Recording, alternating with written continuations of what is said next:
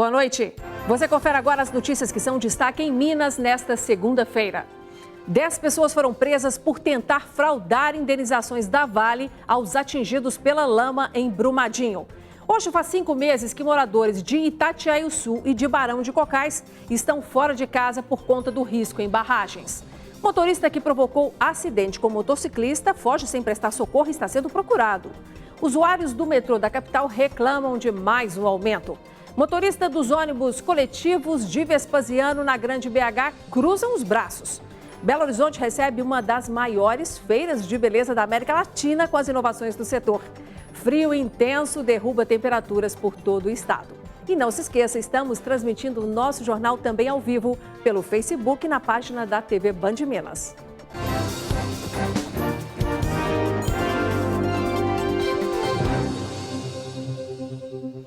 A segunda-feira começou aí com tarifa mais cara e isso desagradou a muitos passageiros do metrô da capital. Além de preço alto, outra reclamação frequente entre os usuários é a superlotação dos vagões.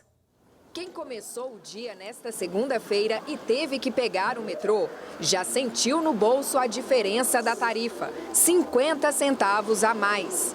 Só neste ano, o valor subiu mais de R$1 e os usuários reclamam. O salário não acompanha o aumento.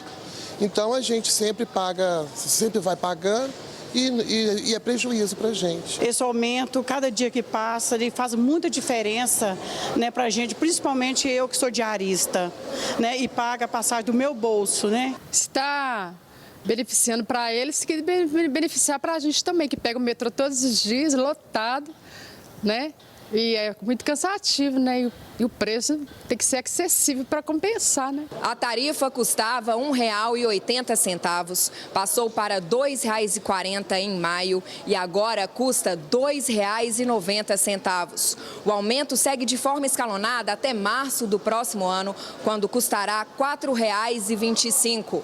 Ou seja, um aumento superior a 88%. Dói no bolso sim, porque é uma diferença muito grande, né? Porque normalmente a gente pega o ônibus e o metrô. Aí no final do mês a gente vai ver o peso. Principalmente quando a gente vai fazer algum serviço à parte, que às vezes o custo não tem o custo cedido pela empresa, pago pela empresa, fica um pouco puxado. Para aumentar assim no intervalo de poucos meses é muita coisa. A Companhia Brasileira de Trens Urbanos, a CBTU, informa que o reajuste é devido à não alteração nas tarifas há mais de 10 anos em Belo Horizonte. Segundo a empresa, o reajuste é preciso para a manutenção do sistema. Os usuários esperam mesmo por melhoras no serviço. A gente vê em pé, o metrô sempre anda lotado, né? Então eles deviam se reconhecer mais para os trabalhadores, colocar mais vagões, né, para a gente. Bom, gente, a CBTU nos informou que esses assuntos aí sobre a expansão do metrô vêm sendo tratados diretamente pelo Ministério do Desenvolvimento Regional. Em relação às reclamações dos passageiros quanto à lotação aí, a superlotação e o desconforto nas viagens, a companhia se limitou a dizer que o número de usuários do metrô de BH tem caído e que aguarda a projeção para o ano antes de adotar qualquer medida, qualquer mudança. Sobre eventuais melhorias no sistema, a CBTU disse que o aumento na tarifa não está atrelado a nenhum investimento específico. A polícia de Uberaba, lá no Triângulo Mineiro, procura um motorista que provocou um grave acidente e fugiu sem prestar socorro. A batida foi gravada por câmeras de segurança.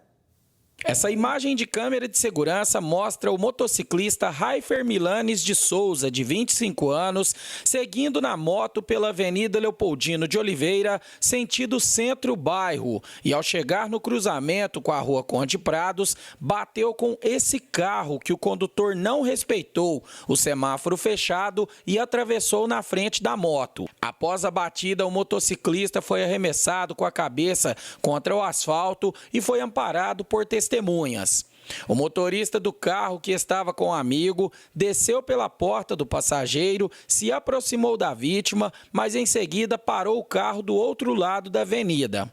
Alguns minutos depois, ele pegou parte do automóvel que ficou danificado e, junto com o amigo, fugiu sem prestar socorro. Raifer, que teve traumatismo craniano grave, fraturas na face e na perna esquerda, foi socorrido por uma equipe dos bombeiros e levado para o Hospital de Clínicas da Universidade Federal do Triângulo Mineiro. Policiais militares identificaram o condutor do carro, foram na casa dele, mas o suspeito conversou com a mãe por telefone e disse que não iria comparecer na residência.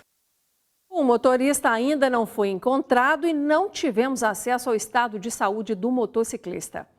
E a polícia está à procura do homem que tentou executar com 15 tiros o motorista de um carro que saía de uma casa noturna na madrugada de hoje em Uberlândia, no Triângulo Mineiro. Marcas de tiros no para-brisa e na porta. A polícia contabilizou 15 cápsulas no chão. A pistola 380 foi praticamente descarregada na direção do motorista na tentativa de execução. Ao menos 8 disparos de arma de fogo, 4 no abdômen, 3 no braço e 1 na região do rosto. Mesmo depois de ferido, ele conseguiu descer do carro. A vítima ela tem passagens por roubo, ameaça e agressão. E consta também um mandado de prisão em aberto. O crime aconteceu na Avenida Marcos de Freitas Costa por volta das 6h50 da manhã. O autor estava em outro carro. O trânsito no local ficou interditado até a realização dos trabalhos da perícia da Polícia Civil.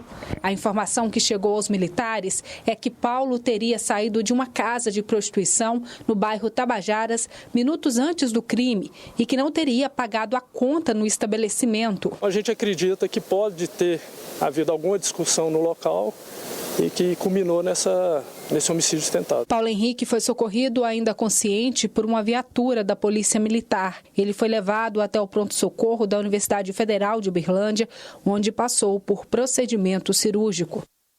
O estado de saúde do Paulo Henrique Rodrigues de Lima, de 33 anos, não foi informado. E foi encontrado em Patos de Minas, no Triângulo Mineiro, o corpo de um adolescente de 17 anos desaparecido há 15 dias. 2 suspeitos foram presos. O corpo de Lucas Gabriel Santos, de 17 anos, foi encontrado dentro desta casa abandonada e parcialmente carbonizado. O imóvel fica na região rural de Capoeira, no município de Lagoa Formosa. Lucas estava desaparecido desde o dia 25 de junho. A Polícia Civil encontra-se em diligências desde a data do desaparecimento, em que a família repassa toda a situação. Conseguimos localizar os autores, conseguir a prisão deles e, em seguida, também localizar o corpo. Durante as investigações, os policiais prenderam Marco Túlio Pereira dos Santos e Mauro Gonçalves Rodrigues Júnior, ambos de 20 anos. Segundo os policiais, a vítima foi levada até o local e morta a pauladas. Os 2 autores, eles têm passagens por crimes graves contra o patrimônio, como roubo, extorsão. Eles entram em luta corporal. Essa luta corporal acaba desacordando a vítima, desferindo golpes de pau, pedaço de pau na cabeça, causando o óbito. E em seguida é ateado fogo na vítima, mas esse fogo não foi o suficiente, vamos dizer assim, para queimar e carbonizar o corpo. As investigações continuam para tentar descobrir a motivação do crime. E veja agora outras notícias que são destaque em Minas Gerais nesta segunda-feira. Os motoristas da empresa responsável pelo transporte coletivo de Vespasiano na Grande BH fizeram uma paralisação na manhã de hoje. Eles reivindicam melhores condições de trabalho e impediram a saída dos ônibus da garagem da Saritur. Eles pedem a volta dos cobradores, a manutenção do plano de saúde para os familiares e a regularização do pagamento do fundo de garantia. A operação do Corpo de Bombeiros em Brumadinho chegou ao dia 165 nesta segunda-feira. Os militares atuam em 26 frentes de trabalho, com o auxílio de mais de 100 máquinas pesadas, 2 cães farejadores e um drone. 22 pessoas seguem desaparecidas em meio ao mar de lama de rejeitos da barragem da Vale.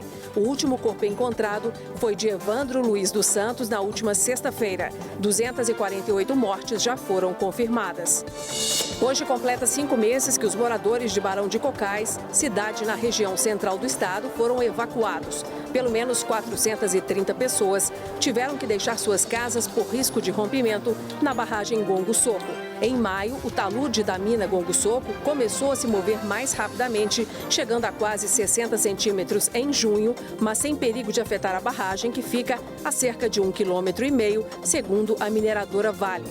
A estrutura segue monitorada 24 horas por dia, mas sem data para os moradores voltarem para casa. A mesma situação ocorre na cidade de Itatiaia-Sul, na região metropolitana da capital. Cerca de 160 moradores tiveram que deixar suas casas de 8 de fevereiro de forma preventiva. A retirada foi feita para quem estava a até 5 quilômetros da barragem de rejeitos Serra Azul da ArcelorMittal.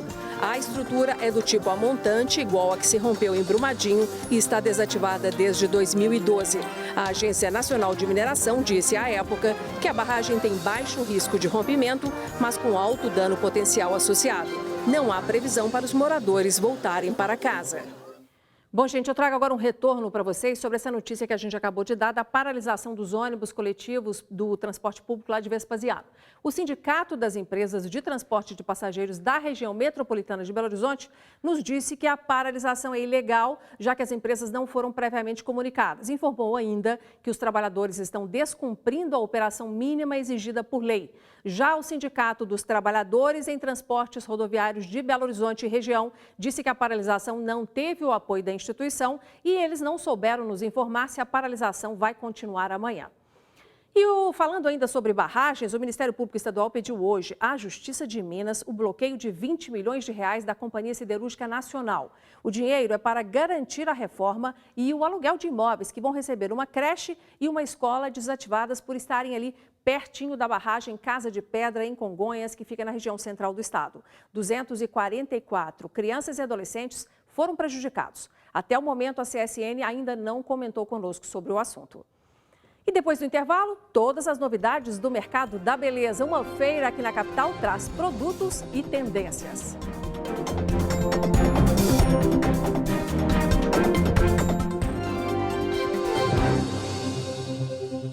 10 pessoas foram presas por tentar fraudar o recebimento de indenizações da Vale aos atingidos pelo rompimento da barragem de Brumadinho. Segundo a Polícia Civil, os suspeitos falsificavam declarações emitidas pelo posto de saúde da cidade, concedidas aos moradores afetados pelo desastre em janeiro deste ano.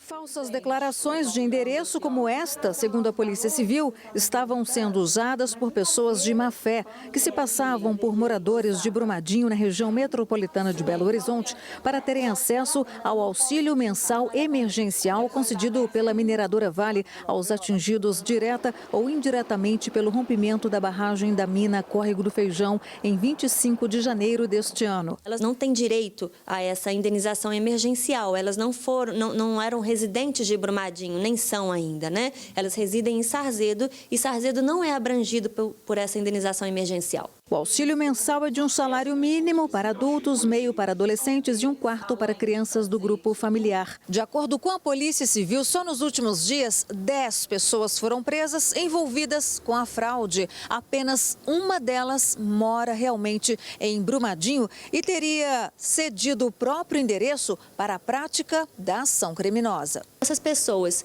conseguiram um fornecedor que fornecia o documento falso com carimbo falsificado e com a assinatura da enfermeira responsável por um posto específico também falsificada. O suspeito de falsificar o documento e a dona do endereço ganhavam de R$500 a R$4.000, de acordo com a polícia. Ainda segundo as investigações, os presos, 3 mulheres e 7 homens, já chegaram a receber quantias retroativas a janeiro. Eles teriam recebido entre R$5.000 e R$15.000 cada um deles. O grupo vai ser indiciado por estelionato e formação de quadrilha. A dona do endereço também vai ser indiciada por falsidade ideológica. Por meio de nota, a Vale nos disse que vai aguardar o resultado das investigações da Polícia Civil para então se manifestar sobre o caso. E o assunto agora, gente, é futebol.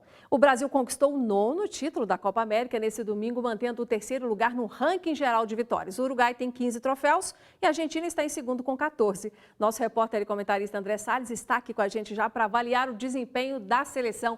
Boa noite, André. Boa noite, Nácia. Boa noite para todo mundo. Então faz aí um balanço. Gostou do que viu? Eu acho que se a gente for fazer um balanço da campanha, claro que no final acabou sendo muito bom, o título, vitória sobre a Argentina na semifinal, mas se a gente for ver os altos e baixos, né, foi uma seleção que melhorou durante a competição, né? gente teve um início muito difícil, com o jogo de empate no primeiro tempo com a Bolívia, vaias, empate contra a Venezuela, muita dificuldade. Mas o Brasil acabou crescendo na competição, mudanças foram feitas, Cebolinha entrou bem no time, então o Brasil cresceu muito e acabou conquistando com todos os méritos essa Copa América. A Argentina reclamou muito, mas eu não vejo justiça naquelas reclamações, até do Messi, enfim. Acho que o Brasil jogou bem, o Brasil foi a equipe da competição e por isso ganha uma nova Copa América depois de 12 anos. Chororô faz parte, né? Ah, sim, sempre aparece. Outro destaque, gente, é o seguinte, na próxima quinta-feira nós teremos aí a retomada dos campeonatos nacionais com um jogão entre Atlético e Cruzeiro. André, os dois times tiveram tempo de treinar e aproveitar esse tempo aí da Copa América? Tiveram sim, utilizaram a pausa também para descansar, o Atlético tem reforços, o Cruzeiro, o técnico Mano Menezes fez muitas mudanças,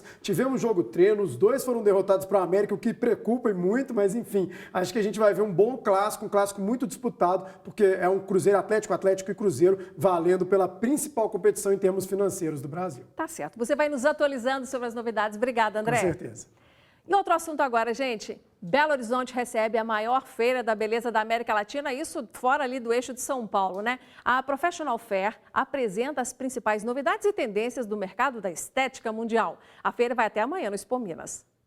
São mais de 450 marcas e expectativa de 55 mil visitantes, como no ano passado. O setor apresenta diversas inovações, como, por exemplo, este creme descolorante de cabelo e barba, único no mundo. Segundo o expositor do produto, uma vez aplicado, os cabelos ou barba não voltam mais à cor original. A descoloração é definitiva. Uma vez que você descoloriu, o cabelo não volta a escurecer mais. Uma empresa desenvolveu um sistema de clareamento em creme, que não agride, dá para você descolorir até a barba. O público masculino aderiu em peso à feira. A barba é tendência. Os homens estão cada vez mais preocupados com a beleza. Buscar um pouco mais de conhecimento, né? Buscar novas técnicas e produtos novos que vai ajudar a acrescentar no nosso salão. O homem às vezes está mais preocupado que as mulheres aí com esse negócio de barba, cabelo. Os homens estão sempre preocupados. O mercado de barbearia é uma tendência incrível. Todos nós sabemos o que aconteceu na barbearia nos últimos 2 anos. A gente reconhece por aqui um público masculino vindo visitar a Feira da Beleza, algo extraordinário. A mulherada, claro, também se esbaldou no primeiro dia de feira. Produtos para o cabelo, maquiagem. Eu vim conhecer as empresas, eu sou blogueira. Dá só uma olhada neste óleo Fios de Ouro. Depois de aplicar, lavar e secar os cabelos, o resultado é imediato. Esse é um dos maiores diferenciais desse produto. O resultado já é, assim, visivelmente absurdo em termos de hidratação e brilho no cabelo. A indústria da beleza movimenta mais de 101 bilhões de reais por ano, desde 2001. Pesquisa realizada pelo Euromonitor revela que até o ano que vem, o Brasil crescerá 14,3% nesse segmento, uma média de 2,7% ao ano. A Professional Fair se tornou parada obrigatória para quem busca inovação, lançamentos e conhecimento. Nós temos aqui as principais marcas nacionais e algumas internacionais, trazendo o que é novo. É muito bom o profissional estar ciente da busca e incansável pelo novo, pela novidade. O mercado de beleza é assim. E chegou o momento de darmos aquela pausa nas notícias do dia para refletirmos. E o papo de hoje com o professor de física mais famoso do Brasil é sobre a gente se arriscar para realizar ideias. E vamos lá então, é dia de Pachecão, para você começar bem a semana. Meus queridos, correr riscos é parte indispensável de qualquer ato criativo. As pessoas resistirão às ideias revolucionárias até o momento em que forem aceitas como a nova norma. Como o futuro requer grandes inovações, temos que ter uma grande tolerância ao risco, ao fracasso e às ideias que parecem totalmente absurdas. Na verdade, as ideias revolucionárias vêm do absurdo. Quando você tem uma ideia inovadora, no princípio as pessoas dizem que é uma ideia louca e que nunca funcionará. Depois as pessoas dizem que sua ideia pode funcionar, mas não vale a pena tentar. Finalmente as pessoas dizem, eu falei o tempo todo, rapaz, que era uma ótima ideia. Isso porque inovar envolve risco, e o risco pode levar ao fracasso, e o fracasso pode levar à perda da reputação, perda de dinheiro e perda de tempo. Mas o fracasso não é necessariamente o desastre que todos supõem. Temos que aprender a ver o fracasso como base da inovação e não como uma maldição.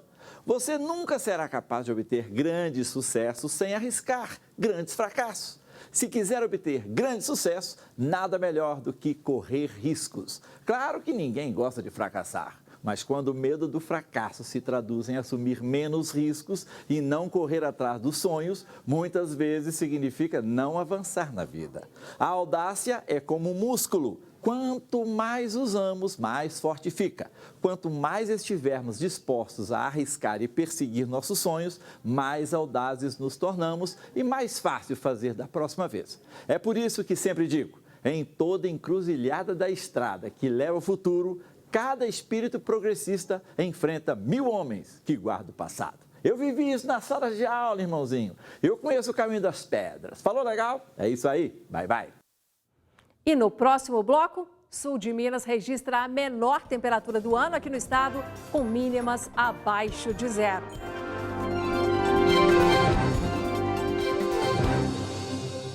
Estamos de volta e o nosso próximo destaque é sobre segurança. Uma tentativa de fuga, seguida de rebelião, provocou tumulto nessa madrugada na penitenciária da Paca, que fica em Governador Valadares, no Vale do Rio Doce. Depois de ter a fuga frustrada pelos agentes do presídio, 350 detentos iniciaram um motim ocupando o pátio. A situação foi controlada e ninguém se feriu. A direção da penitenciária nos informou que já está apurando os fatos. Gente, o frio foi tanto nesse final de semana aqui em Minas que houve recorde de queda de temperatura, isso até aqui na capital. Belo Horizonte registrou 5,7 graus. E no interior, o frio foi ainda maior. Lá no sul de Minas, a cidade de Maria da Fé registrou na madrugada de hoje 3,1 graus negativos. Imagine isso, gente, haja cobertor, luvas e cachecol. A paisagem ficou coberta por uma fina camada de gelo. Não nevou, mas passou perto. Pote com água que ficou ao ar livre virou gelo. A menor temperatura do ano também foi registrada nas últimas horas na cidade de Monte Verde, também no sul de Minas. Os termômetros marcaram 2,8 graus negativos. As plantas ficaram congeladas e até os carros ganharam uma camada extra de gelo. Segundo o Inmetro, Instituto Nacional de Meteorologia, esse frio intenso deve continuar em boa parte do estado, principalmente nas madrugadas até quarta-feira. Então a gente se agasalha bem para curtir esses dias mais frios aí, podendo ajudar, gente. Vamos ajudar quem está na rua ou quem mesmo tendo uma casa não tem condição de se agasalhar bem, hein? Fica a dica para todos nós. Bom, e o nosso próximo destaque é sobre a 4ª edição da Corrida do Museu Inhotim, que teve uma emoção especial nesse domingo, viu? Isso aconteceu lá em Brumadinho, que fica aqui na região metropolitana da capital. Na linha de largada, havia mais de 100 bombeiros que trabalharam no desastre da barragem Córrego do Feijão em janeiro deste ano.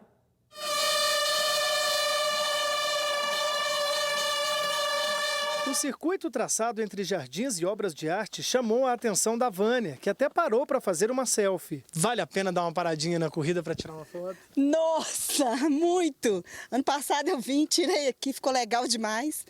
E todo ano agora eu venho. Esta é a 4ª edição da corrida que reúne atletas de todo o país. O diferencial é que ela não termina na linha de chegada. O atleta chega, ele ainda tem uma experiência gastronômica, cultural, botânica, um evento para toda a família, então ainda tem o dia inteiro pela frente. Os atletas fazem percursos de 7, 14 e 21 quilômetros. E este ano, as provas ganharam um sentido diferente.